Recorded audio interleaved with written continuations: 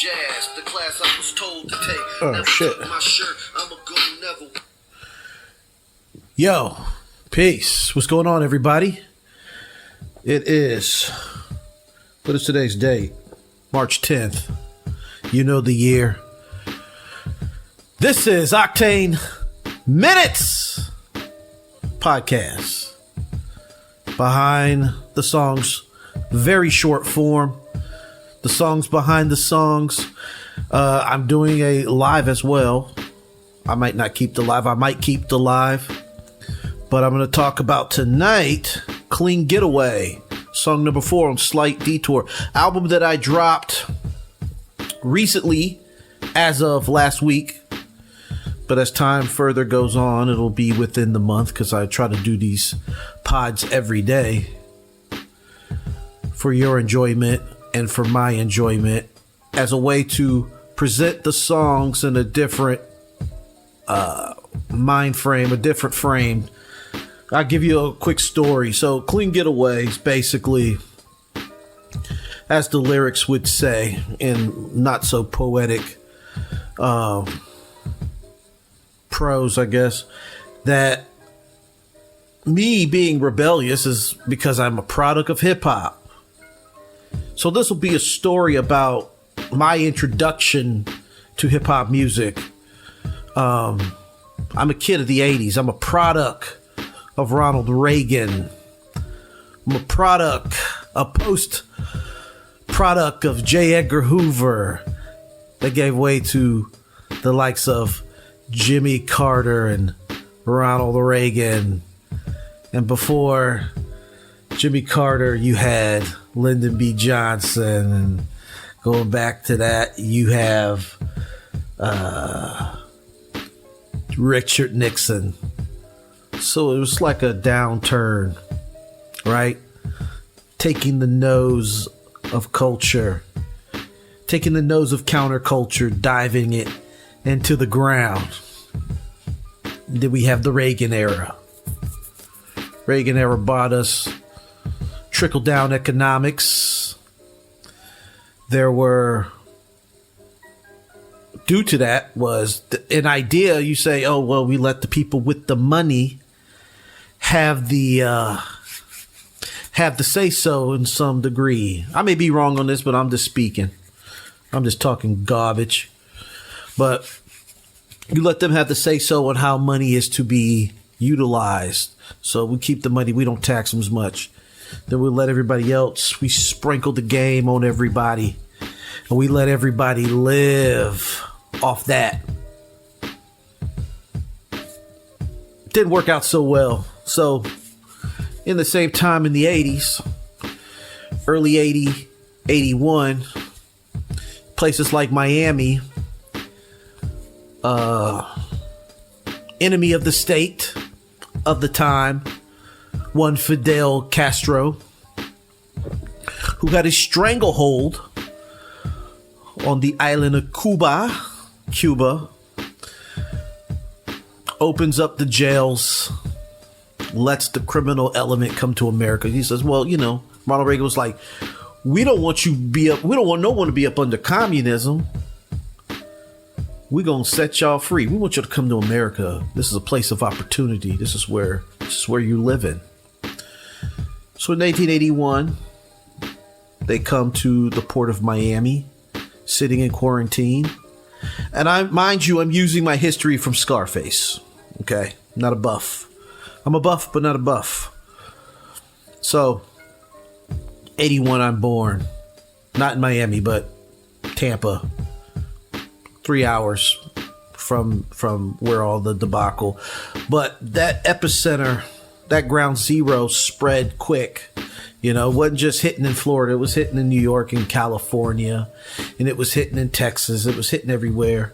Along with these CIA side ops exposed by one, I want to say Mr. Gary Webb, who did not feel suicidal at the time. I will bleep that word out. Who did not feel bad about himself at the time. And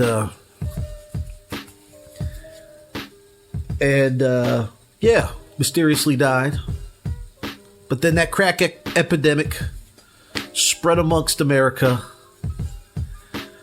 more so around minority youths and minority adults, young and up to middle age, presumably, ravaged the world. But out of that same destruction, that same self-destruction, was the emergence and glimmers of hip-hop, right? I mean, I'm a little kid. But needless to say, MTV launches, amongst other things. I think, yeah, MTV was one of the launches. Mostly rock and roll, new wave, various other pop artists. Your parents are your parents. You're going to listen to what your parents listen to. My parents listened to, whoever was popping. Of course, Michael Jackson. Everybody loved Michael Jackson. Everybody loved Prince. Everybody loved Rick James. But then there were three gentlemen coming out of Hollis, Queens. And they turned the world topsy-turvy because I was a little bit too young to catch the message. So my first foray into being aware of rap music, hip-hop music was Run DMC. Due to my cousin. So I'm probably about 6, 7, 8, around that arranged. And my cousin had the room with the DJ decks and all the posters. I remember one of my favorite posters that he had in his room was a poster of Flavor Flav.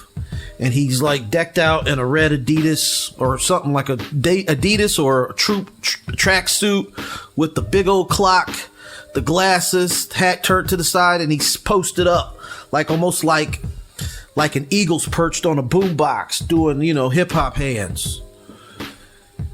When we looking at the posters, there's LL Cool J and all that, but that was the one that was stuck in my mind, the Flavor Flav poster. That's what I remember. So, be as it may, I'm too young to buy tapes. I don't have money. So I listen to what I listen to. I hear things that I listen to, LL Cool J, all that stuff. King of Rock comes on with Aerosmith. And of course, because I like music, I'm a little kid, it's MTV. So I could have just as easily been a metalhead, which is crazy, right? I could have just as easily been a metalhead.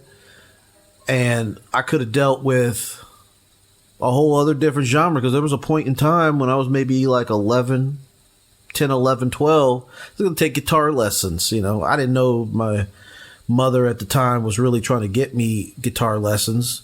I thought she was bullshitting, but she really wasn't.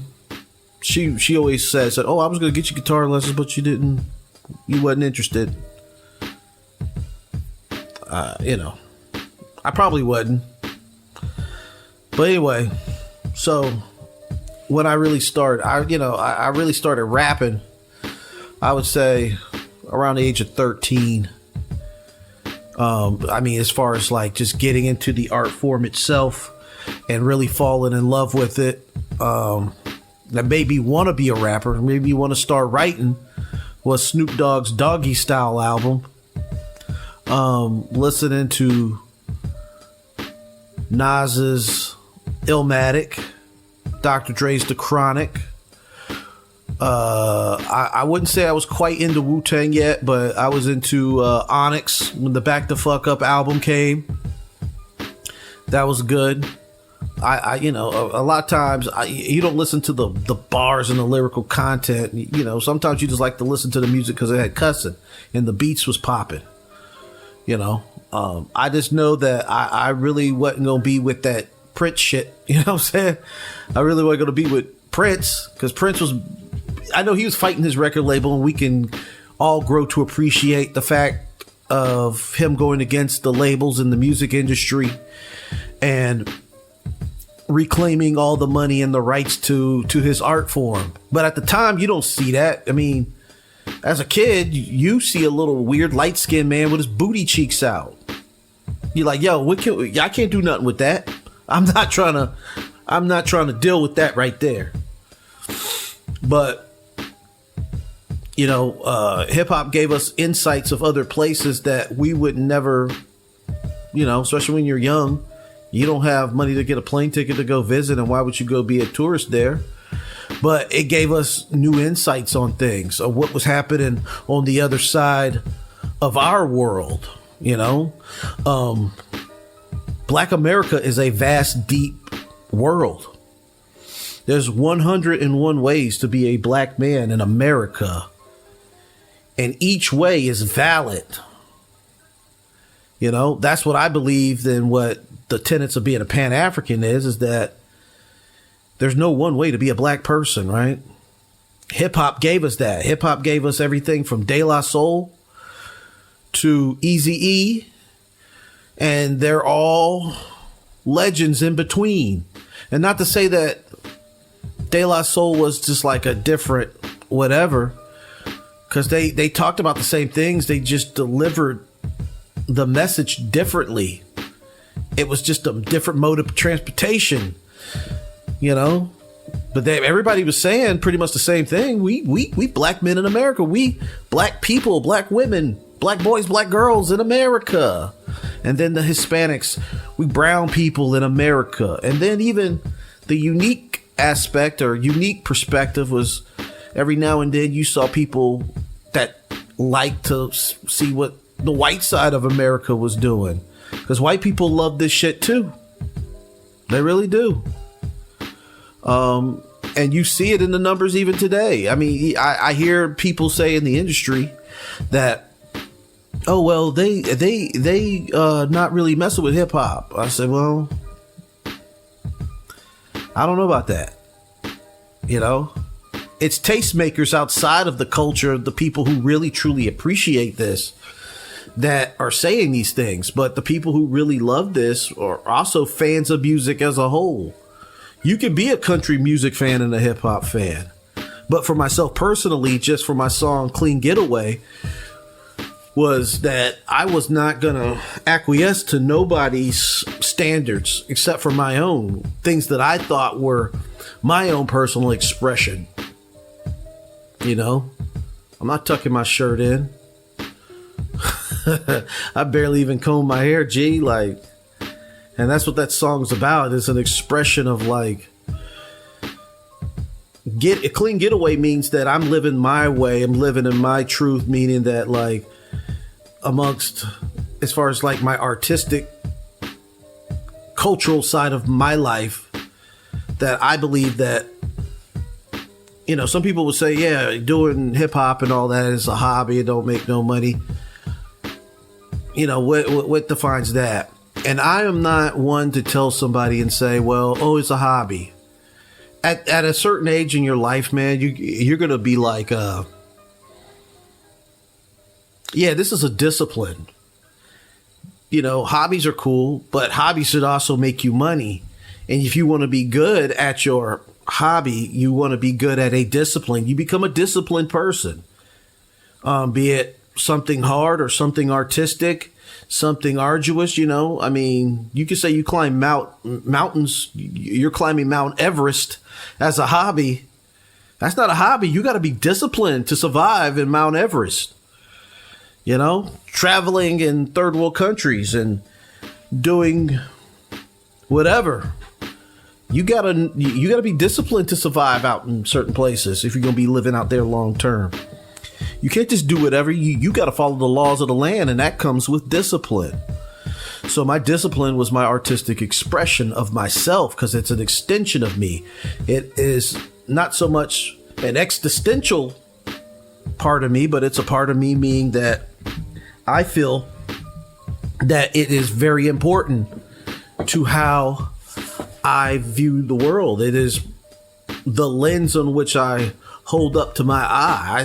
I see the world through a hip hop lens. I see the world, and I will enter and react and interact in this world through a hip hop lens. And that's what this song's about. just in my own element, man. Just maintaining what I do for me. And if I influence other people, even with this, good. And if I don't, that's okay too. But I just want to make sure to let everybody know that we good over here. And life is beautiful, especially viewing it through my own personal expression within the culture of being a hip hop head. You know, and just that. The beat, describing the song itself, the beat is produced by me. I'm using an SP202. The sample is something royalty free, which I liked. So it was a long, drawn out type sample piece of work made by a pianist that had some layering or voicing upon the actual root notes, and I just kind of chopped and jumped it around a little bit because, you know, I thought it was cool because, like I said before in the earlier episodes, or when you see episode 1 and get to the other episodes subsequently, that this album was made to have a jazz feel. But as we're talking, I've now talked for 16 minutes, over 16 minutes. I might go a little longer. But, yeah, man, the royalty-free loops are cool. Not all of them are great pieces of music. Sometimes I will take things and layer them up, but I was looking specifically for a jazz feel. As I said before in other albums. As I said before in other episodes in this particular space that I'm in, that I was trying to give that thing. And people that genuinely partake in my music and the people who show love for my music often tell me that out of all the types of work that I do, as far as production wise, and me putting vocals on those productions or getting other productions outsourced to me or, you know, for me, it's always they appreciate the jazzy stuff, the more jazzy, artistically ethereal stuff more than they do more of the more banger type beats, which is fine. I like the jazzy stuff too. So, like, share, subscribe. All right. I forget to say that in the other 3 episodes, but please like, share, and subscribe this. And tell everybody if they say, you know what I'm saying, they're like, yeah, man, little homie is I'm not a little homie. OG nice on the mic. Yo, listen to his podcast. I'm going, you know, I already liked it. I'm just going to share it. You subscribe too. I've already subscribed. So what are you doing? Subscribe right now. But yeah, quick shout out, Saba Sun family. Shout out to the man, the God A-Preem. Shout out to Born Fifth. Shout out to Tony the Goon. Shout out to my brother from another Grizzly Savage. Shout out to Corey Chavis of Dark City Fight Club. Shout out to Showtime, aka the Soldier, high flying soldier. Can't say that other word. I'm not trying to get demonetized. Shout out to him. Shout out to Atreyu 850 FM in the house. Shout out to the new 93. Shout out to the brother Abno. Shout out to, you know, everybody in here on these mics, on these beats, doing their damn thing. You know what I'm saying? If you out here and it don't matter if you making money, man. If you doing this for the love, you doing it for the sport, that's dope too. You know what I'm saying? And keep doing the dope shit. You know what I'm saying? Because that's what we here for. So without further ado, here is a Clean Getaway. And please enjoy. Peace. Sounds of the future, designed to last. Standards to jazz, the class I was told to take. Never tuck my shirt, I'm a goon, never was a fake. Hip-hop generation, look up the Xers. Like the Zoomer, see me, so I don't be extra. Move like a whirlwind, transcend with the ink and pen. Map it out on a pad by way of the lab. I don't listen to no one, I lock the R, fuck what you want. This is from the heart, this is from the mind. No time looking for a sign. Happiness is me, the best part when it comes for free. Delivering the potent shit for your system. Hit 'em how I get it. Sun wise with the seven-headed. You can't hold the gods, we gotta dead it. So we ain't gon' let it get us. We eatin' first. Rulers of the universe. Rulers of the universe. All that jazz still came clean. Get away, made a way. Had my say, made it known in my zone, in my zone. All that jazz still came clean. Get away, made a way. Still had my say, made it known. All in my zone. I'm all in my zone. So if you will get the gist, experimentalists never follow trends and shit unless it's business model and it gets up movement. Step aside, make room as I begin. Been carving out this diamond mine just to drop a few jewels. You know, I take coal, apply pressure. Calculated with my eyeballs is how I measure. So it's right and exact is how one reacts. Maybe 30 years just to give you a few tracks. 10,000 shots in the gym, it's all net worth. All good work leads to team ownership. I've been on this shit for the love of the game at the expense of monumental moments in life. Heart of the creator, everything I'm painting. Kings who sought after this appreciate the word. Seen and heard everywhere, it's just one of the perks. All that jazz still came clean. Got away, made a way. Had my say, made it known. In my zone. Yeah. All that jazz still came clean. Got away, made a way, had a say, made it on my own. I'm in my zone. Still in my zone.